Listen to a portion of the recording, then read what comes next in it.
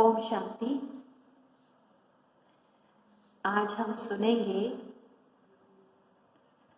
राजयोग के बारे में। अभी तक जो हमने कोर्स किया है उसमें हमारे सारे ज्ञान के विषय हैं और बीच बीच में हमने मेडिटेशन भी किया। तो आपने ज्ञान को समझ करके अपने मन के प्रश्नों को हल कर लिया होगा।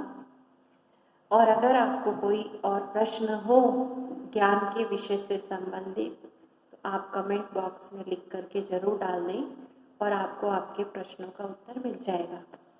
अब हम शुरू कर रहे हैं राजयोगा मेडिटेशन।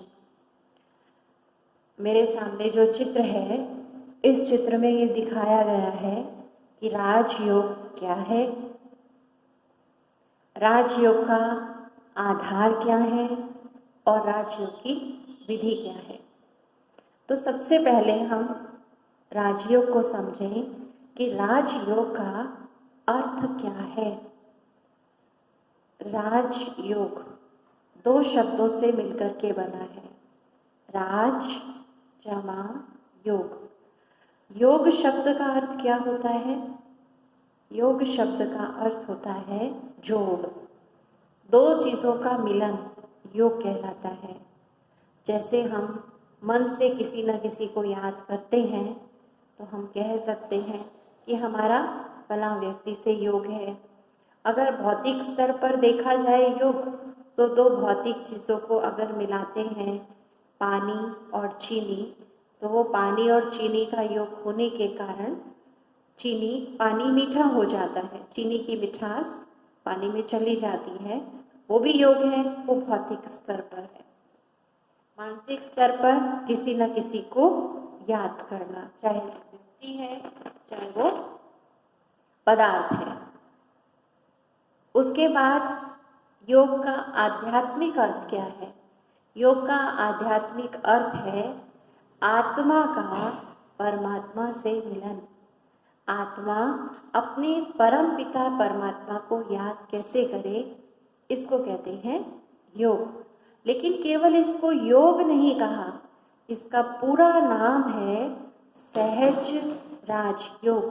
केवल सहज योग भी नहीं है। तो सहज राजयोग इसको क्यों कहा गया है? क्योंकि इसे हम बहुत आसानी से कर सकते हैं। इसके लिए हमें कोई हठ क्रिया करने की आवश्यकता नहीं है। कोई हम विशेष आसन लगाकर बैठे, ऐसा भी नहीं है। तो बहुत सहज स्थिति में हम इसका अभ्यास कर सकते हैं, इसलिए इसको सहज योग भी कहते हैं। लेकिन सहज राजयोग इसका पूरा नाम है। तो राज शब्द क्यों इसमें जोड़ा गया है? राज शब्द के 3 अर्थ हैं। राज शब्द का पहला अर्थ है राज अर्थात कंट्रोल करना। जो हमारी मुख्य कर्मेंद्रियां हैं, हमारी आंखें, नाक, कान, मुख, हाथ, पैर, इन सब पर मुझ आत्मा का नियंत्रण हो, अर्थात मैं इनके ऊपर ठीक से शासन कर सकूं, इसको इसलिए कहा गया राजयोग। तो राजयोग अर्थात अपनी कर्मेंद्रियों पर संपूर्ण नियंत्रण। दूसरा राजयोग इसको इसलिए भी कहते हैं क्योंकि राज अर्थात कहते हैं ना, ये राजघराने का है, मतलब बड़े ऊंचे घराने से संबंध रखता है। तो इस संसार में सबसे ऊंचा कौन है? इस संसार में परम पिता परमात्मा सबसे ऊंचा है। उस परम पिता परमात्मा के साथ बुद्धि का योग जोड़ना, इसलिए इसको राजयोग कहा जाता है। तीसरा, इसको राजयोग क्यों कहते हैं? अगर राज, ज शब्द के नीचे बिंदी लगा दे तो क्या हो जाता है? राज। राज माना रहस्य, सीक्रेट्स। तो जब हम लोग राजयोग का अभ्यास करते हैं तो हमको हमारे जीवन के बहुत सारे रहस्य समझ में आने लगते हैं। जिन रहस्यों का हमें ज्ञान नहीं है, कभी न कभी हमारे मन में उनसे प्रश्न उठते रहते हैं, उनका समाधान देता है राजयोग। तो ये आपको बताया सहज राजयोग का अर्थ क्या है। अब बात आती है दूसरी कि राजयोग का आधार क्या है, अर्थात हम ऐसा क्या अभ्यास करें कि जो हमारी याद स्थायी हो जाए, हमें केवल परमपिता परमात्मा की ही स्मृति रहे, हमें कोई भी संसार की घटना, व्यक्ति, वस्तु और संसार की कोई भी बातें हमें याद ना आए। तो उसके लिए राजयोग के आधार को समझना बहुत जरूरी है। तो राजयोग के 4 आधार हैं। राजयोग का पहला आधार है परिचय। राजयोग का दूसरा आधार है संबंध। राजयोग का तीसरा आधार है स्नेह और राजयोग का चौथा आधार है प्राप्ति। अगर मुझे इन चारों के बारे में स्पष्टता है तो हो नहीं सकता मेरा योग ना लगे। तो सबसे पहली बात को हम लेते हैं परिचय। जिससे मैं योग लगाने जा रही हूँ, क्या मैं उससे पूरी तरह से परिचित हूँ? क्योंकि परिचय के बिना हमारा योग नहीं लगेगा। जैसे मैं आपको बताऊं, एक उदाहरण ले हम। आपको किसी व्यक्ति से मिलना है और आप उसका नाम जानते हैं और उसके घर का पता भी जानते हैं, लेकिन कभी आपकी उस व्यक्ति से मुलाकात नहीं हुई। और जब आप उसके पास जाते हैं और उसके घर तक पहुंचते हैं, उसी समय एक व्यक्ति बाहर जा रहा था। आपने उस व्यक्ति के घर का दरवाज़ा नॉक किया और अंदर पूछा, फलां व्यक्ति है? तो वो कहते हैं, अच्छा अभी अभी तो गए थे आपके सामने, आपने देखा नहीं? तो वो व्यक्ति उनसे मिलने से वंचित क्यों हो गया, जबकि उनके सामने से ही वो गुजरे थे? इसलिए क्योंकि वो पूरी तरह से परिचित नहीं था। तो राजयोग का पहला आधार है परिचय। जब तक हमें उस परम पिता परमात्मा की पहचान नहीं होगी तो हम उससे मिल नहीं सकते हैं। जैसे हम सड़क पर जाते हैं, कितने सारे हम लोगों को देखते हैं, लेकिन हमारी नज़र किस पर पड़ती है? हमारी नज़र उस पर पड़ती है जिससे हम परिचित होंगे। जिसको हम जानते नहीं होंगे हम उसको नहीं देखेंगे, और जिससे हम परिचित हैं उसको देखकर हम मुस्कुराएंगे, उसको देख कर के हम बातचीत करेंगे। तो ठीक इसी प्रकार से परमात्मा तो हम सबको जानते हैं, लेकिन क्या मैं उस परमात्मा को जानती हूँ? मुझे उसका पूरा परिचय प्राप्त है? तो आपको हम परिचय परमात्मा का जो लेसन था उसमें दे चुके हैं। तो परमात्मा का नाम क्या है, रूप क्या है, धाम क्या है, गुण कर्तव्य क्या है, वो हम सारा डिस्कस कर चुके हैं। लेकिन बात आती है निश्चय की। क्या मुझे जो परिचय मिला है उस पर निश्चय है? क्योंकि जब तक निश्चय नहीं होगा तो मेरा योग नहीं लगेगा। जैसे कभी कभी हम देखते हैं कि हम किसी डॉक्टर के पास जाते हैं, कोई बीमारी के कारण से वो हमें बहुत अच्छी दवाई देते हैं, पर वो दवाई हमें असर नहीं करती है। और कभी ऐसा होता है, एक साधारण सा जो हमारी गली में बैठने वाला डॉक्टर है, जिसके पास कोई विशेष डिग्री भी नहीं है, वो हमें दवाई देता है और हम तुरंत ठीक हो जाते हैं। तो इस बात के पीछे क्या भाव है? निश्चय। हमें विश्वास है कि इसकी दवाई से मैं स्वस्थ हो जाऊंगी। तो उसी प्रकार से जो हम राजयोग के द्वारा अनुभूतियां करना चाहते हैं, तो जो परिचय हमें मिला है उस परिचय पर मेरा संपूर्ण निश्चय चाहिए। जब मेरा निश्चय होगा कि हाँ परमात्मा है तो शिव ही है, वही हम सब आत्माओं के पिता हैं, वही मेरे परम पिता हैं, परम शिक्षक हैं, परम सद्गुरु हैं, जब मुझे ये निश्चय होगा तो मेरा योग लगेगा। तो योग के लिए पहला आधार परिचय। योग का दूसरा आधार है संबंध। ऐसे तो बहुत सारे लोग होते हैं जिनसे हम परिचित होते हैं, लेकिन हमको सभी लोग याद नहीं आते। कौन से लोग याद आते हैं हमको? जिनके साथ हमारा विशेष संबंध होता है। तो हमारा जो संसार है वो हमारे विशेष संबंध है। हमने परमात्मा को क्या कहा? तुम ही हो माता पिता, तुम ही हो बंधु सखा, तुम ही हो। इसका मतलब परमात्मा जो है वे हमारे माता पिता, हमारे शिक्षक, सतगुरु, मेरा दोस्त, स्वामी, यहाँ तक कि हम उसको बच्चा भी बना लेते हैं। तो परमात्मा के साथ क्या मैंने सारे संबंध जोड़े हैं? अगर मैंने उसके साथ ठीक से संबंध नहीं जोड़े तो मेरा योग नहीं लगेगा। तो दूसरी बात हमने सुनी संबंध की। अब संबंध में क्या बात आती है जिसके कारण से हमारा योग लगे? संबंध होता ही तब है जब वहाँ दो बातें होती हैं, पहला अधिकार और दूसरा कर्तव्य। अगर हम केवल संबंध में अधिकार की ही कामना करते हैं और अपने कर्तव्य का निर्वहन नहीं करते हैं तो भी हमारा योग नहीं लगेगा या वो हमारा संबंध स्थायी नहीं होगा। जैसे कई बार हमने सुना कि आपस में किसी की शादी हुई तो उनका पति पत्नी का संबंध था, लेकिन कुछ समय के बाद सुनते हैं वो दोनों अलग हो गए। तो उसका कारण क्या था?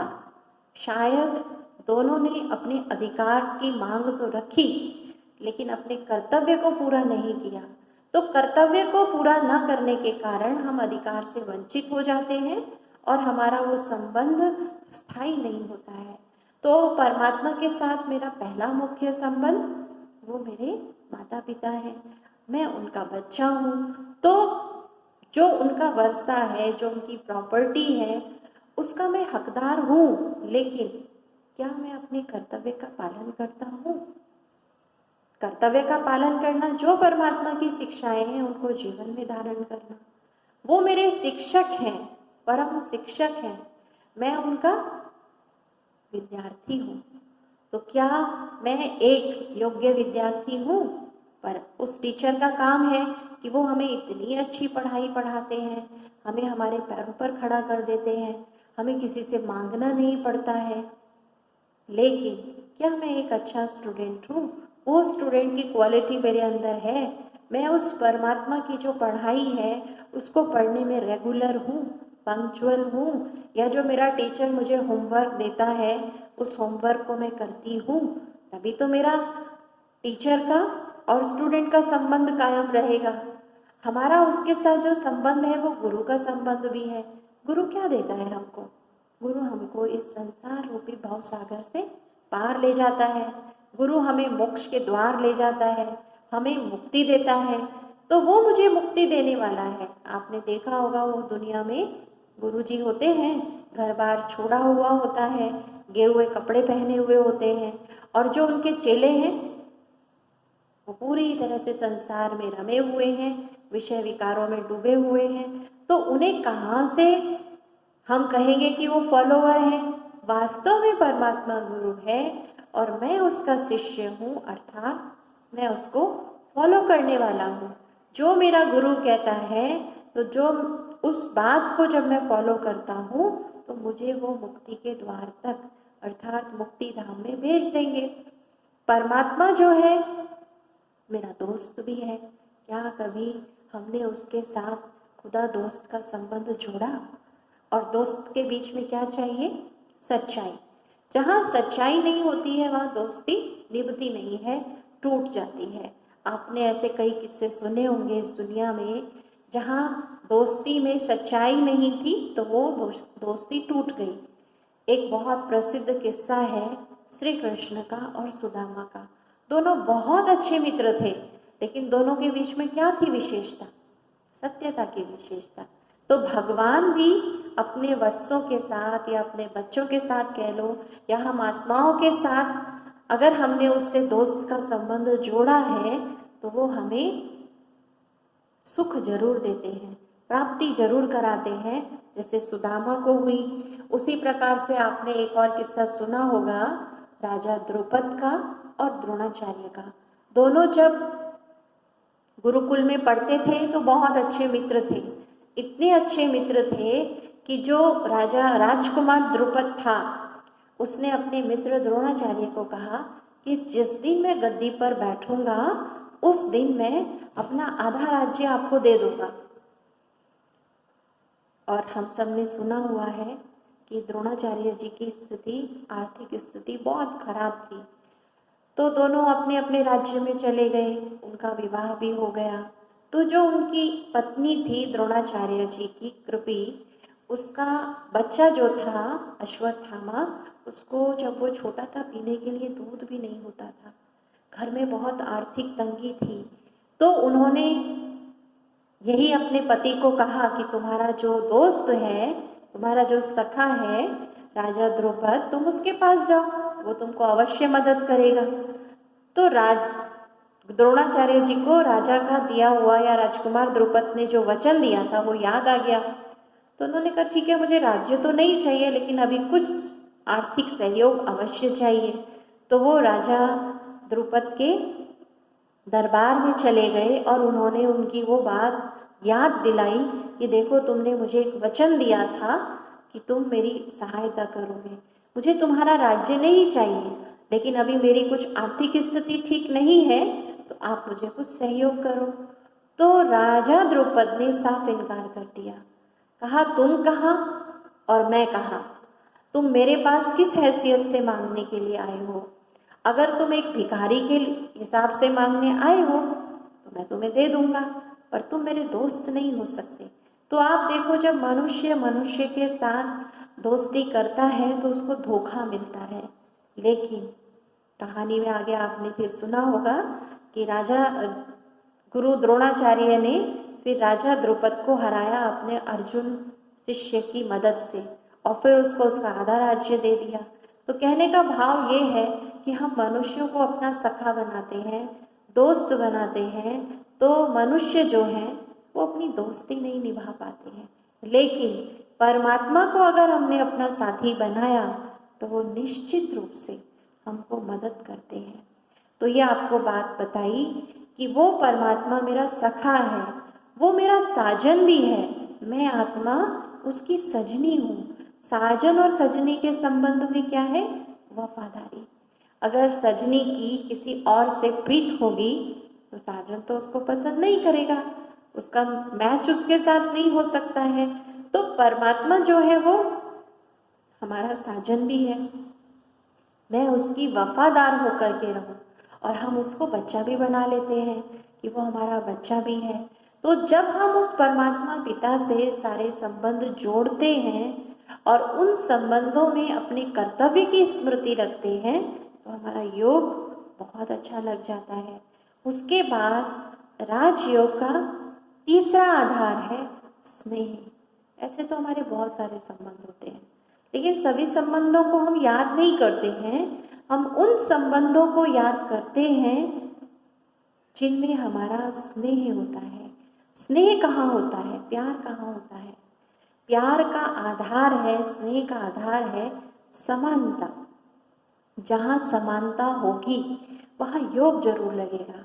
अच्छा, मैं आपसे एक प्रश्न पूछती हूँ या आपको एक इन्फॉर्मेशन देती हूँ कि मैंने आपके जैसा व्यक्ति, मैंने आपकी जैसी बहन दिल्ली में देखी है, बिल्कुल उसकी शक्ल हूबहू आपसे मिलती है। तो आपके मन में कुछ विचार आया? तो आपको उत्सुकता होगी, आपको ये जानने की इच्छा होगी, जिज्ञासा होगी कि मैं उस बहन को देखूं, वो मेरी जैसी कैसे दिखाई देती है। यहाँ तक कि अगर मेरे जैसा नाम भी किसी का है तो मेरा उससे थोड़ा सा बाकियों की तुलना में विशेष स्नेह हो जाता है। तो परमात्मा के साथ मेरा स्नेह कैसे होगा? उसका आधार है समानता। तो जहाँ हम समानता को सामने लाएंगे तो मेरा योग बहुत अच्छा लगेगा। जैसे इस चित्र में यहाँ दिखाया गया है, एक बच्चा और उसका पिता, दोनों के फीचर्स जो हैं थोड़े बहुत मिलते हैं। कहते हैं ना कि वो फलां का बच्चा है, बिल्कुल उसके नैन नक्श अपने बाप पर गए हैं, अपने पिता पर गए हैं।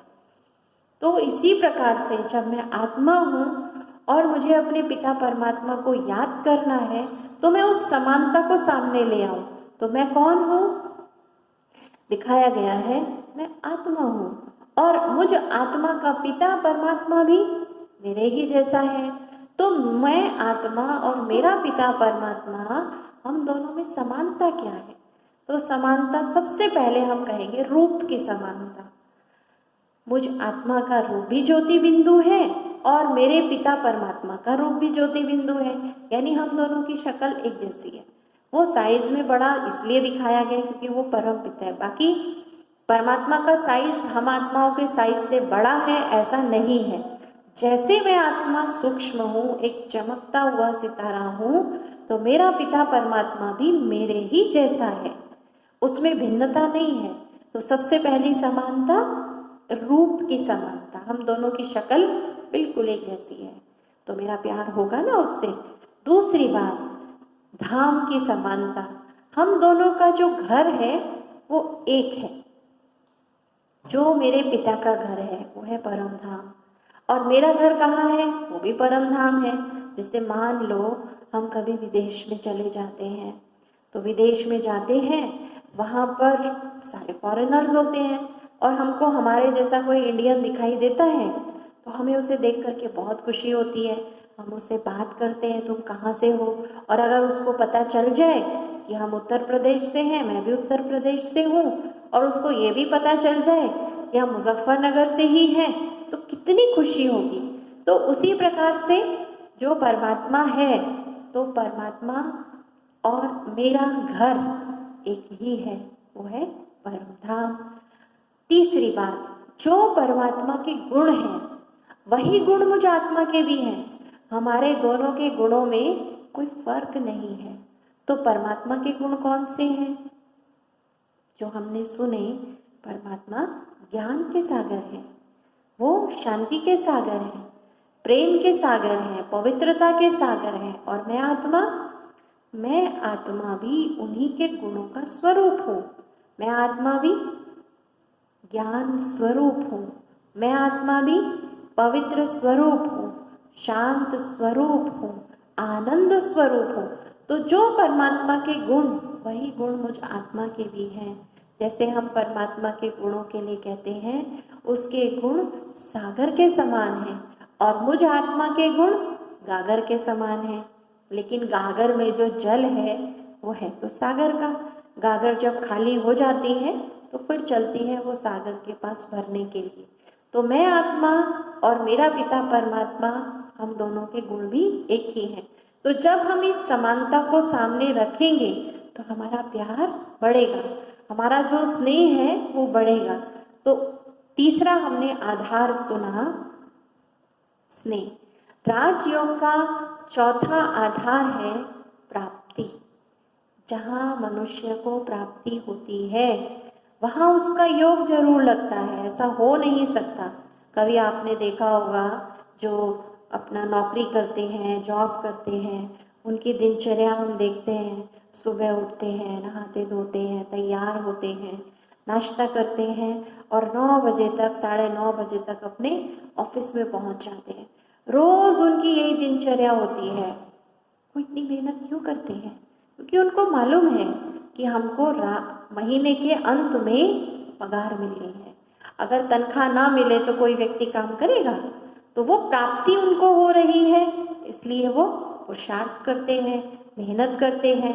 कभी कभी आपने ऐसा सफ़र किया हो रात के समय ट्रेन में, और एक ऐसा स्टेशन आता है, बहुत छोटा स्टेशन, गांव का स्टेशन, तो वहाँ पर हमने देखा, भले रात के 2 बज रहे हैं, 2:30 बज रहे हैं, वो समय है सोने का, और वहाँ पर वो कुल्हड़ में चाय बेचते हैं। क्यों बेचते हैं? भाई ठंडी है, इतनी ठंडी पड़ रही है, और वो बेचारे चाय ले लो, चाय ले लो, सभी को वो चाय बेचते हैं। क्यों? क्योंकि उनको पता है ये हमारी कमाई का समय है, इसलिए वो अपनी नींद को त्यागते हैं, ठंड का त्याग करते हैं। तो उनको वो प्राप्ति पुरुषार्थ कराती है, वो कर्म कराती है। प्राप्ति ना हो तो कोई भी कर्म नहीं करेगा। तो जब हमें ये ज्ञान हो जाएगा कि राजयोग के द्वारा हमें कौन कौन सी प्राप्तियां होती हैं, तो निश्चित रूप से हमारा योग लगेगा। इसका मतलब स्वार्थ नहीं है। कोई सोचता है कि तो स्वार्थ हो गया कि केवल हमें जब प्राप्ति होगी तो याद करेंगे, नहीं।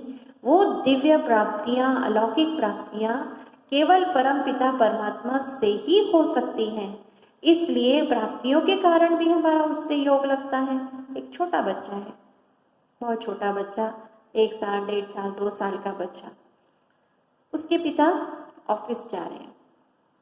वो देखता है पापा तैयार होके जा रहे हैं, वो रोना शुरू कर देता है, मुझे भी जाना है, मुझे भी जाना है आपके साथ। उसके पापा उसको प्यार करते हैं, कहते हैं तुम घर में रुको, मैं शाम को जब आऊँगा तुम्हारे लिए खिलौने लेकर के आऊँगा, तुम्हारे लिए बहुत सारी टॉफ़ी लेकर के आऊँगा। और वो बच्चा रुक जाता है। सारा दिन उस छोटे बच्चे को आज अपने पिता की याद बनी हुई है। कोई गेट पे आता है, उसको लगता है पापा आ गए। अगर उसके पापा स्कूटर से जाते हैं, स्कूटर किसी का गुजरता है तो उसको लगता है उसके पापा आ गए। बीच बीच में मम्मी से भी आकर के पूछता है, मम्मी पापा तो नहीं आए। तो इससे क्या पता चलता है क्यों वो आज अपने पिता को याद कर रहा है? क्योंकि उसको प्राप्ति होने वाली है। तो ये समझ में आता है राजयोग का चौथा आधार है, जहाँ मनुष्य को प्राप्ति होती है तो प्राप्ति के कारण भी वो परमात्मा पिता को याद करता है। तो हमने अभी सुने राजयोग के 4 आधार, परिचय, संबंध, स्नेह और प्राप्ति। अगर ये चारों आधार मेरे मजबूत हैं तो हो नहीं सकता मेरा योग ना लगे। अब अगली बात आती है, राजयोग की विधि क्या है? क्योंकि अगर हम किसी भी कार्य को विधि पूर्वक करेंगे तो हमें सिद्धि अर्थात सफलता अवश्य मिलेगी। तो राजयोग की विधि क्या है? जैसे आपने बिजली की 2 तारों को जोड़ने की विधि देखी होगी। मान लो पावर हाउस से जो तार आ रही है मेरे घर के बाहर तक है और मेरे घर में भी बिजली का पूरा कनेक्शन हुआ है। अब मैं अपने घर की तार उस पावर हाउस से आने वाली तार से जब तक कनेक्ट नहीं करूँगी तो मेरे घर में रोशनी कैसे होगी, बिजली कैसे आएगी? और उन बिजली की तारों को जोड़ने की विधि, बाहर की रबड़ को हटाया जाता है, अंदर की जो एल्युमिनियम की या तांबे की तार है उसको जोड़ा जाता है, तब उसमें से करंट पास होता है। तो उसी प्रकार राजयोग की यही विधि है कि जब हम योग में बैठे तो इस देह रूपी रबड़ को उतार दें। हम लोग मंदिर में जाते हैं तो मंदिर में हम जूते चप्पल बाहर उतार करके जाते हैं, चमड़े की वस्तु नहीं लेकर के जाते हैं। क्यों? अशुभ है, अशुद्ध है, इसलिए वो जूते चप्पल चमड़ा बाहर उतारा जाता है। तो हमें भी उस परमात्मा पिता की याद में बैठना है, उसके लिए हमें ये देह रूपी रबड़, देह रूपी चमड़ा या ये देह रूपी जुत्ती उतारनी पड़ेगी, तभी हमारा योग लग सकता है। और कोई भी काम जब विधि पूर्वक किया जाता है तो सिद्धि अवश्य मिलती है। हो नहीं सकता कि हमें सिद्धि अर्थात सफलता ना मिले। तो राजयोग की विधि क्या है वो हम आपको बताएंगे, लेकिन जैसे एक उदाहरण लें, आपने हलवा बनाया होगा सूजी का, उसकी विधि है। अगर उसको विधि पूर्वक ना बनाए, हम पहले सूजी को भूनते हैं, पानी नपा हुआ होता है, चाशनी बनी हुई होती है, वो उसमें डाल देते हैं और फिर जब वो किनारे छोड़ दे तो तैयार हो जाता है। और मैंने पहले पानी डाल दिया, फिर सूजी डाल दी, फिर मैंने चीनी डाल दी, तो उससे क्या बनेगा? वो कुछ और ही बन जाएगा, ले ही बन जाएगी, हलवा तो नहीं बनेगा। तो ऐसे ही राजयोग की भी विधि है। तो राजयोग की विधि क्या है? सबसे पहले मैं अपने आप को आत्मा निश्चय करूं कि मैं इस देह से बिल्कुल अलग हूँ, मैं आत्मा हूँ। और उसके बाद मैं अपना बुद्धि योग इस शरीर से अलग करके, इस चमड़े से हटा करके परम धाम परमात्मा पिता के पास ले जाऊँ। उससे मेरा बुद्धि योग जुड़ जाएगा और जब मेरा मन उस परम पिता परमात्मा में जुड़ जाएगा तो उससे मुझे दिव्य और अलौकिक प्राप्तियां आरंभ हो जाएंगी। तो ये आपको बताया राजयोग की विधि क्या है। तो आज हमने जो लेसन सुना वो सुना राजयोग क्या है, राजयोग का आधार क्या है और राजयोग की विधि क्या है। अभी हम थोड़ी देर के लिए मेडिटेशन करेंगे।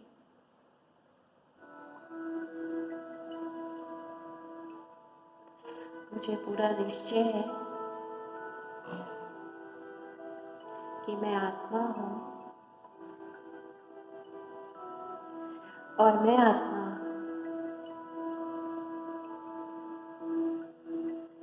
परम पिता परमात्मा की संतान हूँ। आज मुझे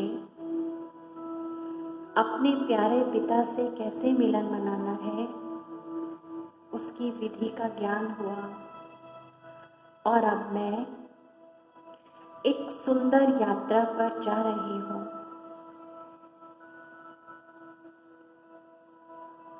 यह शरीर मेरा कपड़ा है, यह शरीर आत्मा पर चढ़ा हुआ रबड़ है। इस शरीर रूपी रबड़ को यहीं उतार कर मैं अपने धाम, परम धाम जा रही हूँ। आप महसूस कीजिए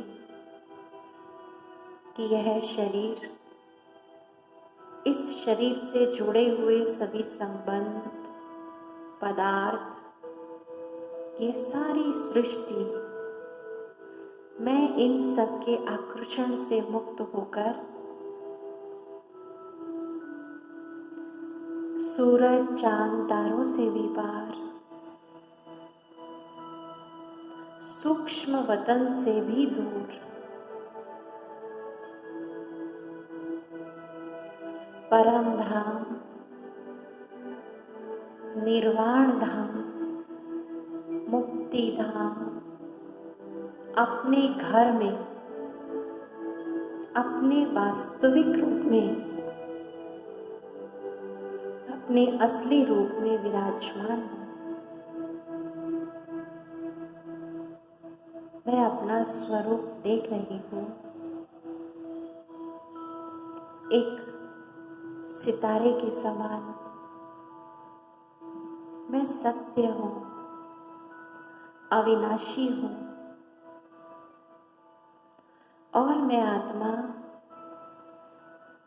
अपने प्यारे पिता परमात्मा के समीप हूँ। मैं अपने मन की आँख से उस प्यारे परमात्मा पिता को देख रही हूँ, जो मेरे ही समान रूप में बिंदु है, गुणों में सागर के समान है।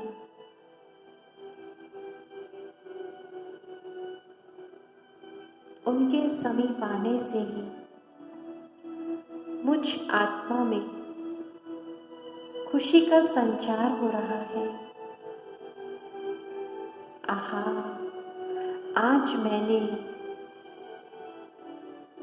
अपने प्यारे पिता को जानकर और उनसे संबंध जोड़ लिया है। आप मेरे मीठे मीठे बाबा हैं।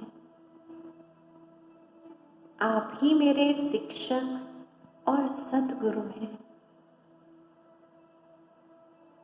मीठे बाबा, आप ही इस सृष्टि पर आकर मुझे ये दिव्य और अलौकिक ज्ञान दे रहे हैं। मैं आत्मा आपकी संतान हूँ। मैंने अपने पिता का सत्य परिचय पा लिया है,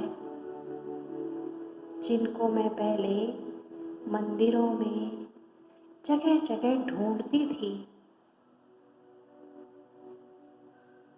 मुझे उनका ठिकाना मालूम चल गया है। वो मेरे सच्चे सच्चे माता पिता हैं, ज्योति बिंदु हैं, परम धाम के वासी हैं, मेरे अपने बाबा हैं।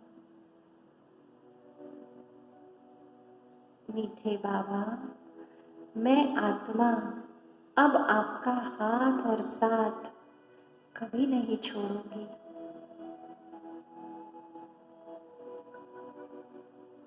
आपने मुझे मेरी सत्य पहचान दी,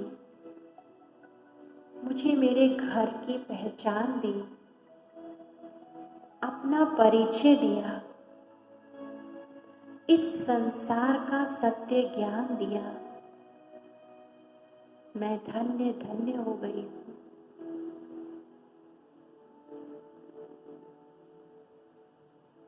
आपकी शक्तियों की किरणें मुझ आत्मा पर निरंतर बरस रही है। और मैं आत्मा भी आपके गुणों का रसपान कर रही हूँ, स्वयं में धारण कर रही हूँ।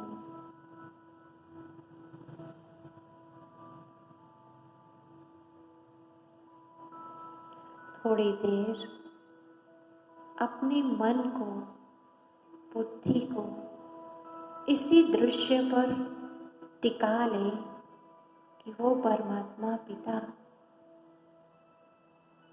अपनी शांति की, पवित्रता की, प्रेम की किरणें मुझ आत्मा पर बरसा रहे हैं और मैं आत्मा धन्य धन्य हो रही हूँ।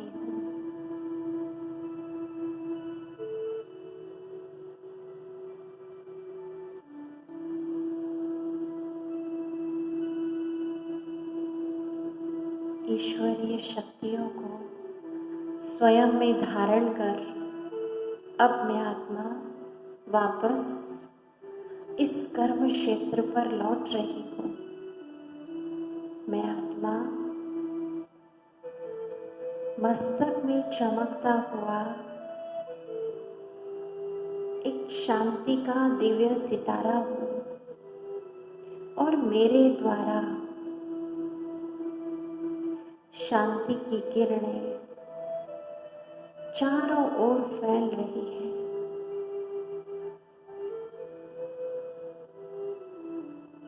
इस अभ्यास को हम धीरे धीरे बढ़ाते जाएं। ओम शांति।